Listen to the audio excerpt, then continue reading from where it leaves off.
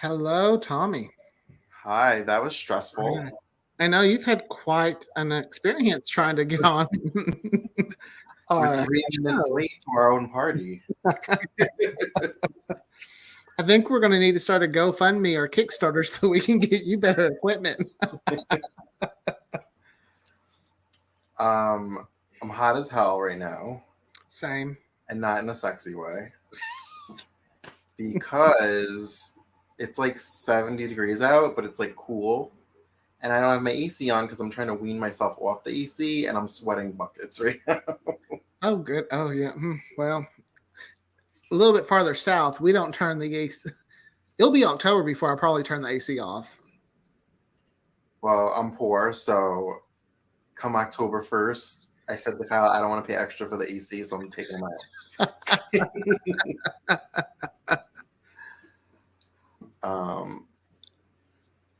Are we streaming? Because I don't see us. Yeah, we're streaming. We're live.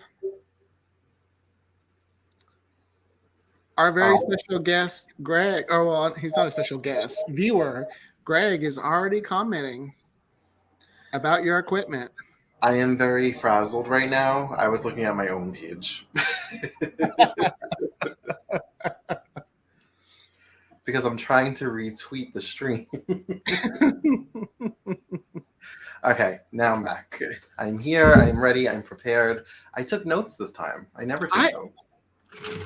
I did too. I have 19 things to talk about besides my regular stuff. Okay, my list isn't that long, but okay. It's like stupid stuff. We'll get through it fast. Okay.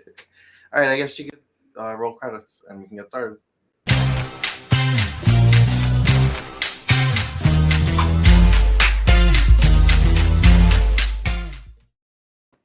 All right, hello everyone. We're here. We're queer, and it's Halloween season. It's gay Christmas. It feels weird to not have a guest. I feel like we haven't just had a regular show with just you and me in a long time. Oh, that's right. Yeah, it hasn't been just you and I. You've had quite a few threesomes here lately. Again, not in a sexy way.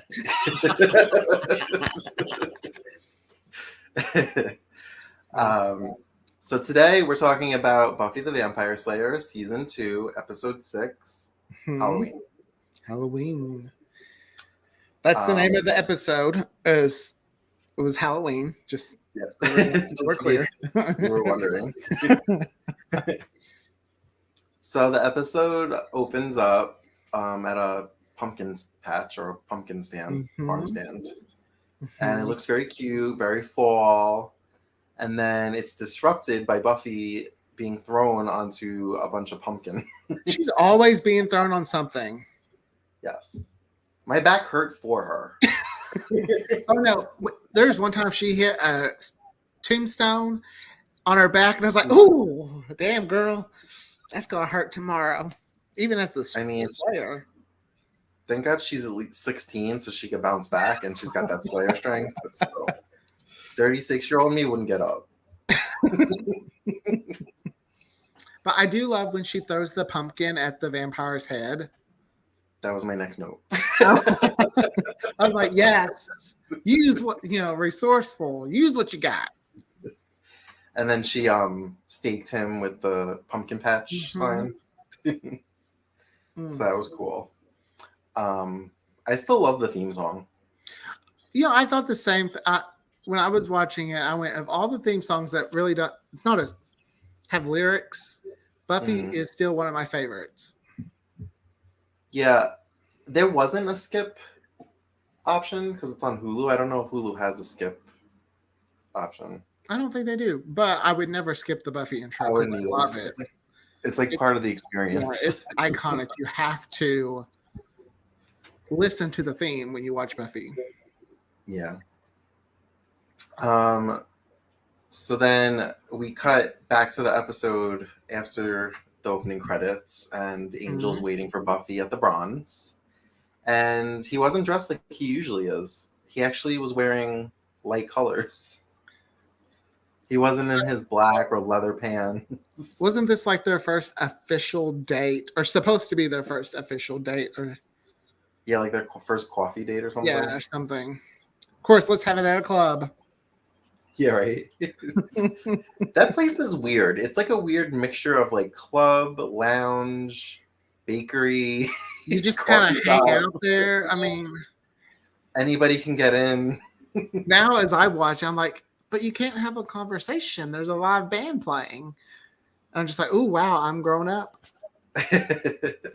They sell baked goods, beer, It's also like in the worst part of town, it seems. which is also a half a block from the good part of town because they don't have a whole lot of town. Way to take it back to the pilot.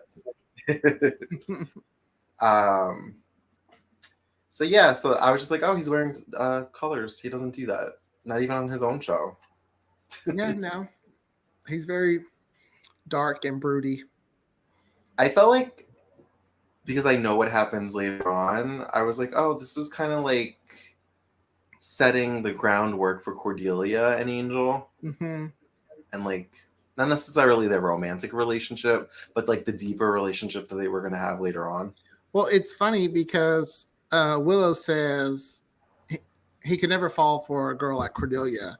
But as we know, because as the show and the spinoff, him and Cordelia do kind of fall for each other.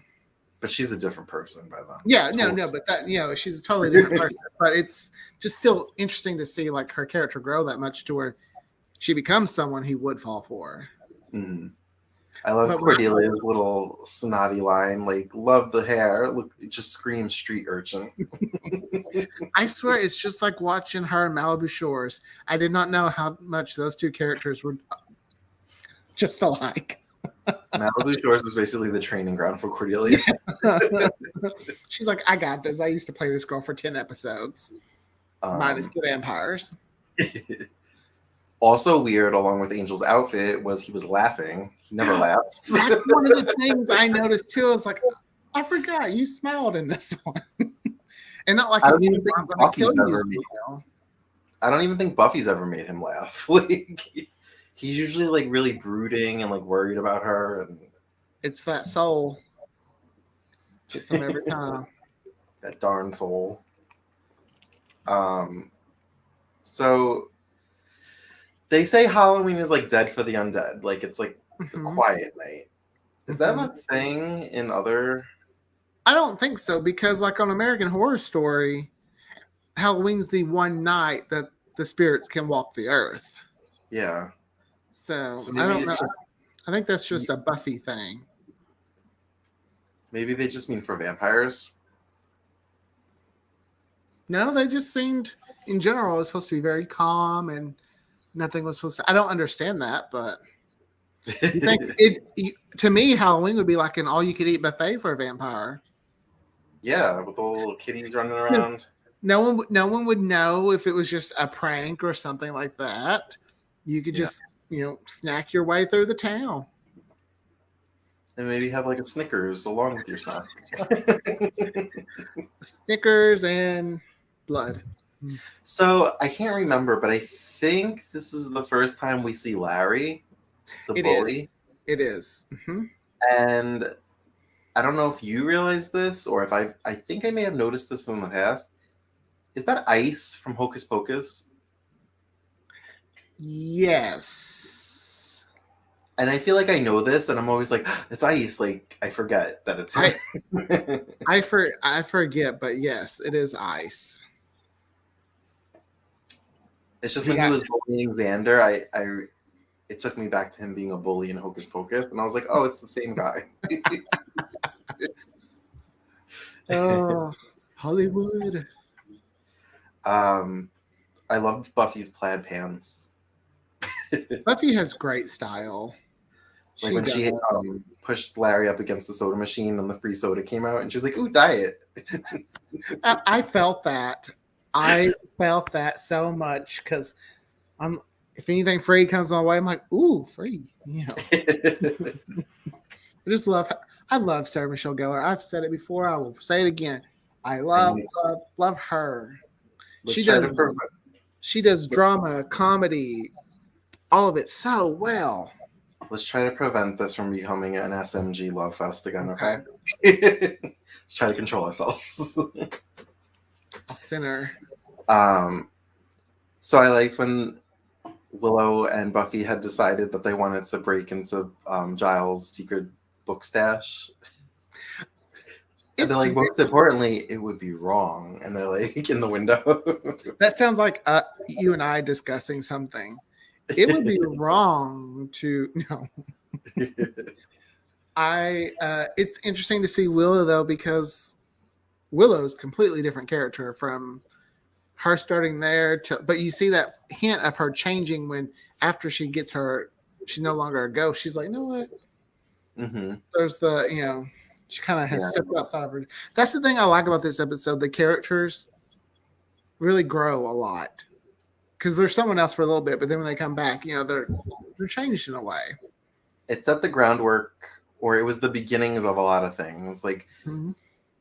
Oz had been around for an episode or two before this, and he keeps seeing Willow, and he's like, "Who's that girl? Who is that girl?" Mm-hmm. And I felt like also Cordelia and Xander, they were slowly kind of building stuff, but this was the first time you kind of like when he put his jacket on her, and she was like, "Oh, thank you." Like, just like little things you see, like leading up, like that they're gonna have a relationship later on down the road. I'm still hot for Spike. I'm just saying. I'm back and forth. I think I was really good with him, but then, even though I know it's a show, Mm-hmm. when he tried to force himself on Buffy, I can't help it. That was Okay, I'm not thinking about season 6. I'm in season 2 right now. okay. Season 2, he's still obsessed with Buffy. Again, this is the beginning of that. And Spike's just like, he gets it. He's in love with Sarah Michelle Gellar. He just doesn't realize that it's love. It's obsession at this point. It's obsession, which then turns to lust, Mm-hmm. a little hate. I didn't remember Drusilla being in this episode. I felt like there was episodes where like Spike would appear and she wouldn't, and vice versa, and I didn't realize that they were both in this one. I love Drusilla just because of all her little quirkiness. Like, I hear voices in, just I love her. She's so fun. I like when she talks to her dolls. She's such a fun character that I feel like She had a line. I was glad to see her pop up more. She had a line. She was like, "Do you like my insides? The parts you can't see?" And he said, "Eyeballs and entrails, my dear." Mm-hmm. But her psychic abilities were kicking in. She knew something was going to happen. Mm-hmm. I like that she has like, I call it her version of a panic attack when she's all like she gets a little, she's a really good actress.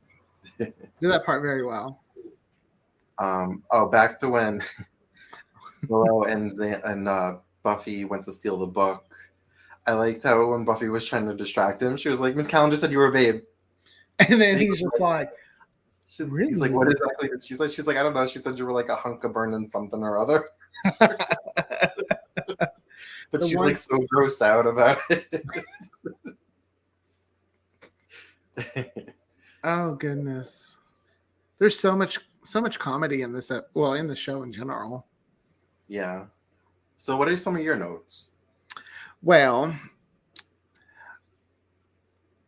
they kind of go all over the place. Are we okay with that? Yeah, that's fine. And I'll see if they line up with my notes. Okay. I was very curious how the vampire at the end of the episode got in Buffy's house. Like, was he able to get in Buffy's house because he was a vampire due to Ethan's spell? Or was something just messed up there? Okay, I thought that too. Oh my God. So I was like, was it a vampire or was it just a kid and the angel thought it was a vampire? Yeah, but he was a very big kid then. Mm-hmm. So he had to be like a teenager or something, but why was he in Buffy's house to begin with? Well, didn't he come in because Buffy under the spell tried to run out the back door? Maybe. Isn't that what happened? I think so. Well, I watched this not too long ago. Which is why I don't know, but Angel saying I need a steak, and then when he turned around and revealed that he was a vampire to her, made me think it was a vampire, and I was like, how did he get in the house? He wasn't Yeah, invited. because if he had killed that innocent person, Mm-hmm. so that was just something I had. I loved when Willow said, "Why could she have not been like something like Xena?"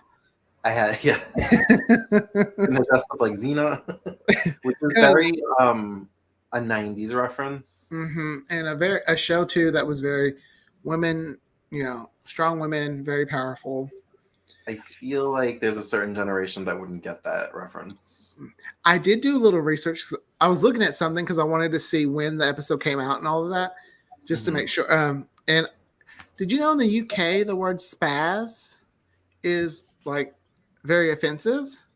Like in the UK when this episode aired, they like bleeped that part because it's something doing with like handicap disability or something. Like it was an offensive remark towards Oh, that. I was like, oh, I did not know that. oh wow. Like it makes I like I've never spaz isn't a word I think we technically use like nowadays. So Yeah, but and but in reverse, would say some of the things that Spike says, like the slang he uses oh throughout the yeah, it could series, be yeah. is vulgar in the UK, but because we don't know what it means, he got away with saying it. Like when he says things like cow or something Or like bollocks, I think means yeah. Yeah, something so bad. it's just interesting how they like that stuff. Probably found interesting, Hmm. and I, then oh, I had that note about Xena. and the other thing I liked about this episode was it's kind of when we get that first little insight into Giles's past as Rip, like he calls him Ripper, and we're like, ooh, okay, what's Mhm. going? It's Yeah, not a it's the few more first time episodes. Yeah, we get to it's the know that Giles may not be the good guy we think he is. Or well, he's it's done the some first shady time stuff. it's the first time we meet Ethan Rain, and I feel like they could have done more with that instead of just like the 2 or 3 episodes he was in this season, and then like the once a season appearance he makes for a few seasons. Do you ever wonder maybe there was more to Ethan, but because Spike wasn't supposed to last very long. He was kind of supposed to come in, cause some trouble, die, but he was so popular, the network was like, you got to keep him. So I wonder if maybe that had something. Maybe, but also this was a teen network at the time, so I just feel like they just didn't want to focus on the adults too much. That's true. It's fair. But you never know. It is the W. It It kind was of the makes W. me. It kind of makes me wish that that rumored Ripper spinoff had happened. I don't know how none of the Buffy spinoffs got picked up. They all sounded excellent. I mean, I get why Faith's didn't get picked up because she wanted to do something different. So, and of course, we saw how that lasted, which I love. True Calling, but whatever. I never watched it. So good. Matt Bomber's in it the first season. Oh, now I have to watch it. He's so cute in it. Oh, he's so cute. I also know Jason Priestley's in it. He's in it too. Mm-hmm. So see, we can tie it back to soaps. Like we do. But what are the odds that the exact dress that Willow and her were looking at in the book would be in the costume shop? Yeah, that's just perfect storytelling where it's like, okay, you gotta. I don't know. Sometimes things like I'll be thinking about something really, really hard, and then it's like, boom, it's all I see. So maybe it was like one of those things. Unless because it was one of Giles' books. True. It had something to do with Ethan. But one of my favorite things about this episode was the kind of the underlying message about how it was just very important to be yourself. Like Buffy was trying to change to be who she thought Angel wanted. And then she finds out Angel didn't care for girls like that. Yeah. So it was like if she would just been herself, I never thought about that being an underlying message. Always be yourself. Yes. I like that Cordelia didn't believe that Angel was a vampire. I'm like, girl, Even when Buffy had amnesia, she's like, she's got this thing where she like, thinks. sure. She's She like, truly Angel's a lives. good vampire. She truly lives in her own little world. And then when Angel like took Buffy home, she's like, I was speaking, my mouth was moving. And then there was like, you're never gonna come between them. Believe me, I know. that's Buffy's version of the Knox Landing quote, where it's like, "You're never gonna come." Where Donna Mills' character Abby says, "You'll never come between Gary and Val." Take it from someone who knows, or something like that. Is this a quote that you should know about because it's in later seasons? Yeah. Yeah, I know what quote you're talking about. It's a word of advice from the second Mrs. Ewing to the soon-to-be third Mrs. Ewing. The first Mrs. Ewing never goes away, ever. So I thought that was a nice little, like, they probably didn't realize that's what it was kind of similar to, but it was. I thought it was fun. I'm really mad that you know that because that's like season 8. You told me it before. Oh, how do you remember that? I remember good quotes. It's All right. stupid stuff I can't remember. It seems. I like when they first got the spell like cast on them, and they were like, "Buffy, what are we gonna do?" And she just faints.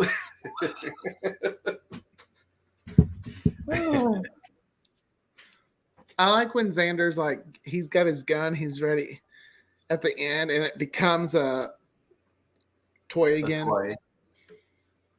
And on the flip side of that, I liked when he was like, "What's going on?" and you saw the toy gun go down, and then when he lifted it up, it was like this bigger machine gun. I do like that they got to keep their memories, because that helped Xander later on. I mean, Willow and Buffy. Yeah.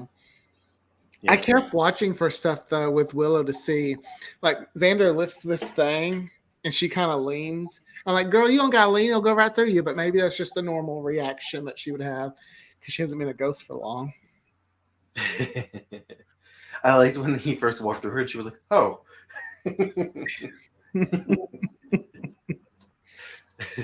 Oh, And I like when Giles was like trying to figure out what was going on, and he's like, "And what were you?" She's like, "I'm a ghost." Like, clearly.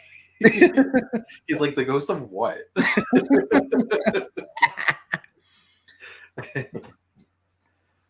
But what else do you got? Oh, those were all of my notes. Okay. I thought it was. I think it's interesting how each of those characters, like, if they would have never met, they wouldn't be the people they become. Like, it's just goes to show it's good to have friends. I have a few more quotes from Buffy when the spell was on her. About the amnesia, when she's like, "I don't know what that is, but I don't have that. I bathe quite often." Oh, here's another comment I like. I love anytime Buffy, like, where you think she's defeated and she's out and you think the villain's about to get her. Mm-hmm. When she pops up and she's like second wind and she's like, always, I love whenever she does that. She's perfect at doing that. Oh, like when Spike had the wig in his hand and she popped up and she's like, "Hi, honey, I'm home." Yeah. Also, though, when they showed her from the back get up and like kick him, her hair flipped back so perfectly. It was probably her stunt double, but whatever. It looked great. I love how when you watch Buffy now, you can sometimes see the stunt double. Mm-hmm. I mean, it was filmed in the 90s. I'm not critiquing the it. most blaring example of that, I think, is the season 2 finale with the sword fight. Like, that's not David Boreanaz. I mean, I understand, they have to have the stunt doubles and all that, but it's still fun to just see, like, look, there's the stunt double. Oh, and another quote I have is when they split up, like when the vampire came into the house. She's like, "I don't want to go with him. I want to go with the guy with the musket. Do you have a musket?" That had to be so much fun to play. Yeah. And just like the mentality that she had. She's like, you take orders from a woman? Are you feeble in some way? I know. Oh, I did like when they were talking about the dress at first, and Willow's Mhm. like, I don't know. I kind of like being able to vote. Well, when I get to vote or whatever she was saying. Yeah. Which just makes you think you're like, wow, women haven't been able to vote. Technically, it's not even been 100 years yet, right? My history classes aren't always. That's part of the this. That's how my mind works. I can remember TV quotes, but it's stuff I learned in school. It didn't stay. Blocks it out. Yep. Civics, U.S. history, world history. I remember major things. Hmm. I'm a So millennial. the costume shop, is that the same set that becomes the magic box in the later I season? don't think so. You don't think so? The magic box was way bigger. Okay. Yeah, which I loved when they got the magic store. Thought it was so much fun. He's from something, the actor that plays Ethan Rayne. I think he's from Star Trek. He looks like he'd be from Star Trek. And so is Principal Snyder. You know, I was shocked they never played more into his background because they made it seem like he worked for the government or that he knew about For the like mayor. at some episode or that. And they never played into it. I know. I wanted to know. I still clearly it's been over 20 years. I still want to know more. Well, he got eaten by a snake. What are you gonna do? The one time you're like, why? And even then, he was being a dick. I know. He was like, "This is my school." And the mayor's just like, ooh, a snack. I like the whole when he made them sign up for it, and Buffy's like, "I recently developed carpal tunnel and can tragically no longer hold a flashlight." I like just like when he went, "Don't talk to him," and then she goes, he's like,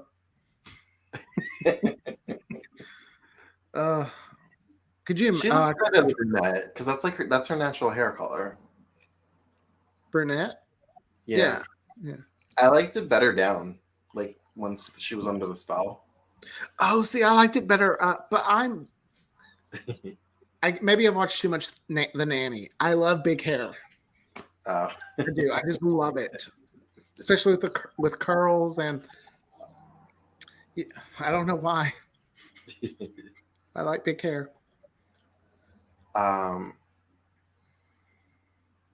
So Ethan's note at the end, "Be seeing you" to Giles. I want to call him Ripper again because he comes back this season with the whole tattoo.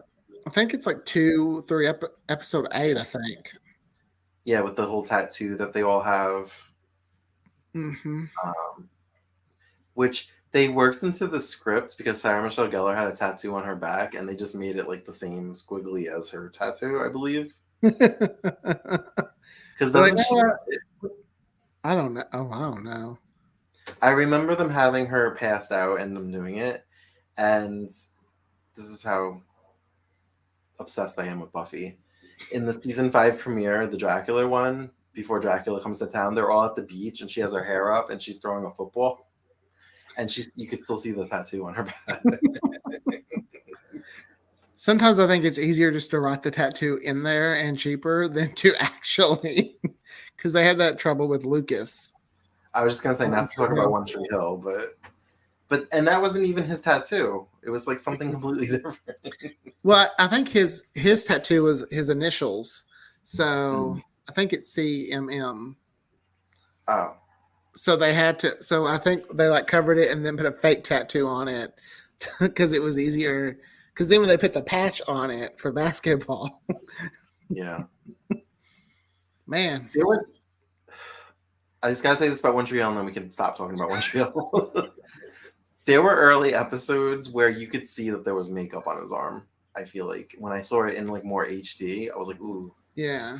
they didn't do the job. Oh, HD has not been classic TV's friend.